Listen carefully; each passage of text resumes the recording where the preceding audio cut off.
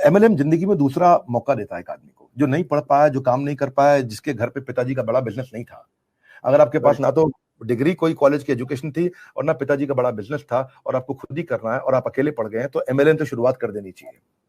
तो ये तो एक अच्छी बात है कि ये आपको कुछ ना कुछ कमाने के लिए और कुछ ना कुछ सीखने के लिए अच्छे मौके देता है।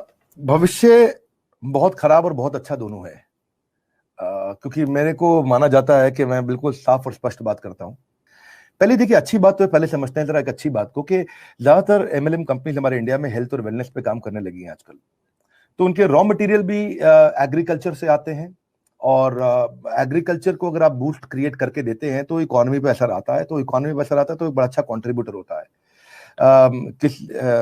अब मैं एक एक कंपनी का नाम नहीं लूंगा, लेकिन इनके प्लांट्स हैं जो अलग अलग जगह पे, भारत में लगभग सबके प्लांट्स हैं, या तो आउटसोर्स किए हैं या खुद के प्लांट रन कर रहे हैं। जो बड़े हैं वो खुद के रन कर रहे हैं, और जो एमएलएम छोटी कंपनी उन्होंने आउटसोर्स किया हुआ है, और क्वालिटी पे जरूर चेक रखते हैं। उम्मीद करता हूँ रखना भी चाहिए उनको। अच्छी बात यह है कि इससे एक तो एम्प्लॉयबिलिटी जनरेट हो रही है, पीपल आर अर्निंग मोर, हमारी पर कैपिटा इनकम पे बहुत इंपैक्ट आ रहा है। और तो यूएस की आज पर कैपिटा इनकम $63,000 की है, जर्मनी की इस समय $54,000 है, यूके की $45,000 है। ये टॉप 3 इकोनॉमीज हैं दुनिया की पर कैपिटा इनकम के दृष्टिकोण से।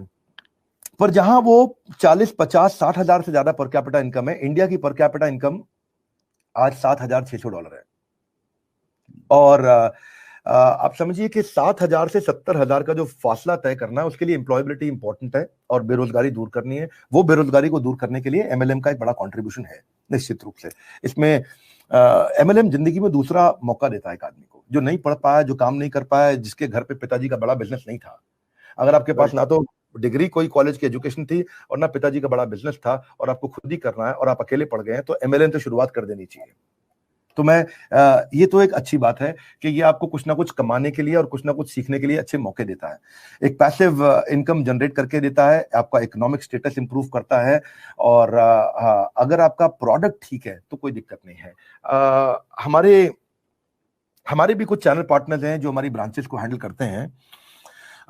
मैं ये देख रहा था कि चेक किया कि मैंने हमारे यहाँ जो करोड़पति की रेंज में चैनल पार्टनर्स हैं, जो एक तो था आईबीसी तो 5 लाख, 10 लाख, 20 लाख रुपए कमा सकता है।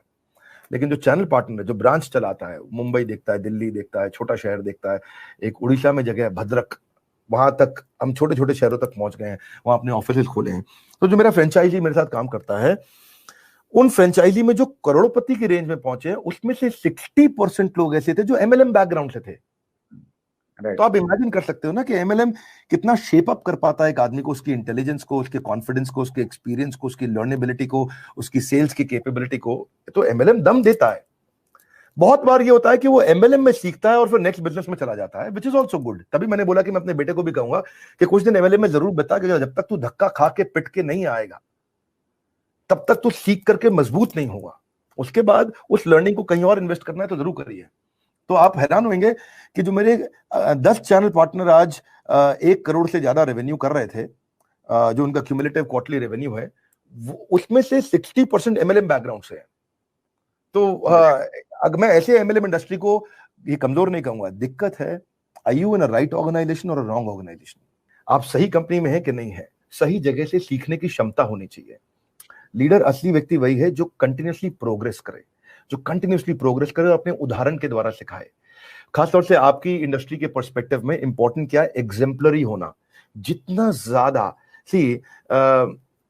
Leadership is not at its best when it is taught, it is at its best when it is caught. Taught मतलब सिखा के, कॉट मतलब देख करके। आप असली सीखते जो हो, वो जब आपको लोग देख के सीखेंगे ना, वो बहुत दूर तक सीखेंगे, बजाय कि इसके जब आप उनको दिखा के, बता के सिखाएंगे। तो इन्फॉर्म नहीं करना है, इन्वॉल्व करना है, अपने आचरण के द्वारा सिखाना है। श्रील रूप गोस्वामी चैतन्य महाप्रभु के शिष्य कहते थे, पहले आचार फिर प्रचार। तो पहले आचरण चाहिए, बाद में प्रचार कर सकोगे आप। दम आ जाएगा, उसमें ताकत आ जाएगी, क्योंकि वो रियलाइज्ड होगा। Speak up before you give up. आप एक कैंपेन रन कर सकते हैं इसके ऊपर, speak up before you give up. दिक्कत आ रही है तो बोलो, बात करो, कह दो अपनी बात को। बहुत लोग हैं अभी आपको सुनने के लिए, यहाँ पे समय है देश में हमारे लोगों के पास में, पर आप बोलते नहीं है, चुप रहते हैं। कोई फर्क नहीं पड़ता, जो तकलीफ आज है, आज से 10 साल के बाद याद भी नहीं रहेगी। मेरे को इतनी तकलीफें आई जीवन में, आज थोड़ी याद है मुझे उनकी, आज थोड़ी मुझे उनका दर्द हो रहा है। जिस समय तकलीफ आती है लगता है कि परमानेंट है, कुछ भी परमानेंट नहीं है। राइट।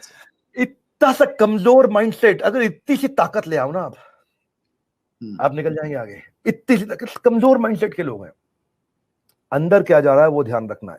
ये एमएलएम के लोगों से सीखने को मिलता है। मल्टी लेवल मार्केटिंग के लोग लर्निंग एंड डेवलपमेंट पे फोकस करते हैं ना, इसीलिए मैं बहुत रिस्पेक्ट करता हूं उनकी। ये मजबूत हो गया ना, यहां से अंदर घुस के इधर जाएगा तो कोई नहीं हला। सावधान इंडिया थोड़ी देखना है आप। एक विजय नाम के ट्रेनर हुआ करते थे दिल्ली में, साउथ दिल्ली में, अभी भी है। मैं उनकी कंपनी में नौकरी मांगने गया था, 2011-12 की बात है, और उन्होंने रख भी लिया नौकरी पे 2012, हाँ, और 2012 राइट, रखा भी नौकरी पे। पर वो उनकी पत्नी और उनकी पत्नी की फ्रेंड ये सब मुझे बोला करते थे ये ट्रेनर नहीं बन सकता, तो कभी ट्रेनर नहीं बन। तो मैंने कहा कि एक मॉक सेशन में लेके दिखाता हूँ, आप लोग बैठिए, मैं ट्रेनिंग का सेशन देता हूँ। तो जब मैंने उनके सामने सेशन लिया तो उन्होंने बहुत मजाक उड़ाया मेरा, बहुत बेइज्जती किया कि तुझे बोलना नहीं आता, तेरी आवाज में तुतलापन है, इसमें लिस्प आता है, तू ख को ख ऐसा बोलना चाहिए, नहीं बोल सकता, और तेरी आवाज में दम नहीं है, you are a failure trainer, तो तुझे 10,000 रुपये का काम नहीं मिल सकता लाइफ में। तो जब उन्होंने ऐसा बोला तो मैंने बोला कि आप सिखाओ, मैं कुछ कोशिश करूंगा। तो उन्होंने मेरी तनख्वाह भी नहीं दी, मुझे निकाल भी दिया 2 महीना काम करने के बाद। तो निकाला, उसके बाद फिर एनीवेज तो कोई बात नहीं, तनख्वाह नहीं दी, निकाला उन्होंने। लेकिन आज मैं सोचता हूँ कि जो होता है अच्छे के लिए होता है, और वो दिन अगर इतने कठोर नहीं होते तो आज उनकी तरह की बहुत सारी ट्रेनिंग कंपनीज हमारे पास बिकने के लिए आई हुई हैं, हम उन्हें खरीद सकते हैं आसानी से, वी कैन एक्वायर देम।